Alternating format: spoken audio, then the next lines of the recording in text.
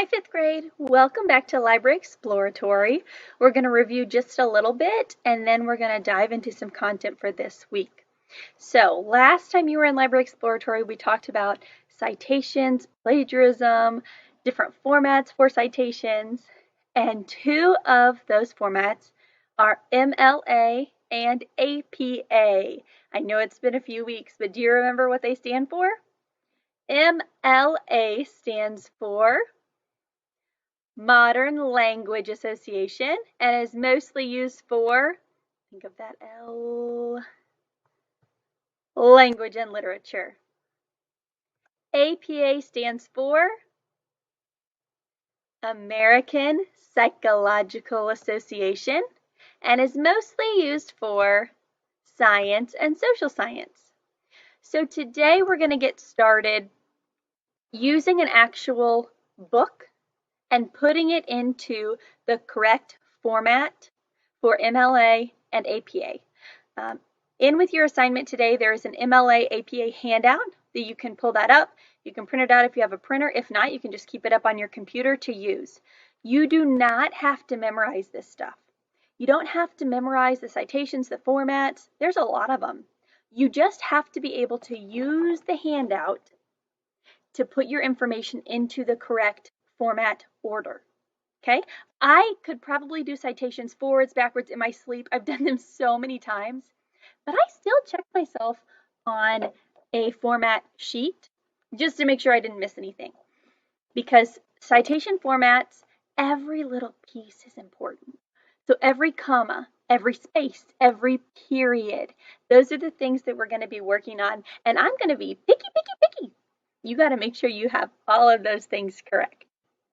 So MLA and APA use mostly the same information. They're just put in a different order. So as long as you look at that handout, if you can find the information that we need, you'll see there's 5 things listed. If you can find those things, you can put them in order. You just use your sheet. So I have put a picture of a book on here, and inside a book is what's called a title page. Most of you probably know that. You'll also find this information on the title page, and on the back of the title page, or if it's not on the back, it would be the very back of the book. But most of the time it's on the back of the title page. You'll see this teeny tiny information. And that teeny tiny information I took a picture of, and it is on the screen as well. You will need the teeny tiny information if you're going to cite a book. So let's find these together. First, I want to find my author, and I'm going to highlight it in yellow. So I'm going to click highlight yellow, my author. So when I look at this book, who is my author? It's listed here at the bottom, Jeff Kinney, and I'm going to highlight that in yellow. Next, I'm going to get green, and I'm going to be looking for my title. Does everyone see the title of the book? It is Diary of a Wimpy Kid. Oh, my highlighting is a little crazy there. Old School. So I'm going to highlight the whole thing. Diary of a Wimpy Kid, Old School. Next, I'm going to switch to orange, and I'm looking for the city that this book was published in. So looking for the city, I look at the teeny tiny information. If you had a title page to look at, a lot of times the city is listed on the title page. But if it's not, you can flip over to the teeny tiny information and look for the city. If you look real close, down here at the bottom, you'll see New York, New York. So I'm going to highlight the city of New York in orange. Next, publisher, I'm going to switch to blue to find my publisher. What's a publisher? What do? They're the people, that put the book together and get it ready to be printed. They double check it for errors, all of those great things, and then they actually print it and get it ready to go so that we can have the books. So who is my publisher? A lot of times on the teeny tiny information page, it will actually say published by. So if I go up here, I see published in 2015 by Amula Books. That's what I'm going to highlight. That's who it is published by. And the last thing I want, I'm going to switch to pink, and I'm looking for my copyright date. Now, there is a key to this.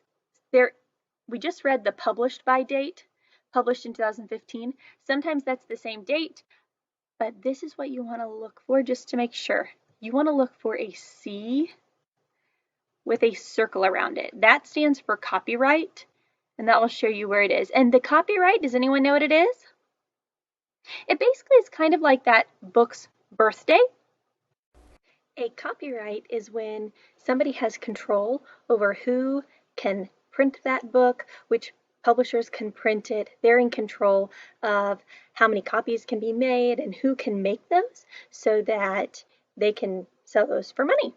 So the person who owns the copyright owns the rights to this story and the characters and all that's included in there. And a copyright is good for the life of the author plus 70 years after they die. So, and sometimes the family can even get those renewed. They can be renewed for longer. So I'm going to look for my C with a circle to find my copyright date.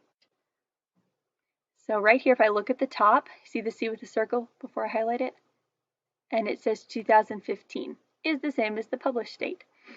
So 2015. Now, if there were two copyright dates, sometimes you'll see a book that says copyright date 2000, renewed in 2010.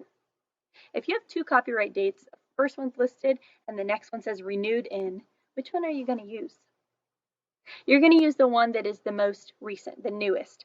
So if it says 2000, renewed in 2010, I'm going to use renewed in 2010. The most recent copyright date is the one you'll use if there's more than one listed. So now we have all the information we need to put it in order. So if you can find those 5 things, you are ready to go. We're going to start with MLA. So if you have the handout, you can follow along. We are going to look at the top of MLA where it says print book with one author listed. Print book with one author, because there's only one author of this book and it is an actual printed book. So the first thing I'm looking for is last name. What was the last name of the author? It's Kinney. And after last name, what comes next? If you said first name, you need to look a little bit closer. Do you see it right there? It's a comma. Every comma, every period, every space matters. So there's a comma, there is a space, but I'm not going to make you say that. Just note that there is a space in between all of these. And next is the first name, which we have Jeff, and then there is a period. Next, we have our title of book. Our title is Diary of a Wimpy Kid, Old School. 2 things you'll notice about the title. The first thing is it's slanted. Does anyone know what that's called? It's called italics. And titles of books have to be in italics or underlined to show that they're a title. Also in this title, you'll notice right here that there is a colon. There is a colon in books when the title could stand alone as 2 separate titles. A lot of times you'll see this in series. So a lot of people could call this book Diary of a Wimpy Kid, but all the Diary of a Wimpy Kid books have different titles as well. This one's Old School. They all start with Diary of a Wimpy Kid, Old School. So you could call this one Diary of a Wimpy Kid. You could call it Old School. Whenever you have a title where you have 2 parts that could stand alone, you need a colon. So we have our title in italics, and then we have a period. Next, we're looking for our city of publication. Our city was in orange, and it is New York. Then we have to have a colon. Next, we're looking for the publisher, which was listed in blue, and our publisher is Amulet Books. I need a comma. Next, I'm looking for the copyright date. Our copyright date was in pink. It is 2015, period. And next we have medium of publication. At the top of your format sheet, it says hint, hint, hint. Medium of publication is either 2 words. It's either the word web, if you're using a website, or it's the word print, if you're using a printed book. So which one are we going to use? What word are we going to use for medium of publication? We're going to use print because it's actually a printed book. And make sure that's capitalized, print. And very last, we have a period. And there it is. That's all it is. It's taking those 5 things and putting them in that order, making sure you capitalize when you need to, adding periods, commas, colons, making sure that on your title it's italicized or underlined. If you have any questions about this, don't forget, I'm here for you if you need me. Next, let's try APA, American Psychological Association. And I've already copied these that we highlighted so that they are here on this page. The only thing I think we still need to highlight is Amulet Books. That way we have that as well. Now, APA, if you're on your format sheet, flip it over to where it says APA at the top. We're using the same format type, which is print book with one author. It's the very first one listed. Print book with one author.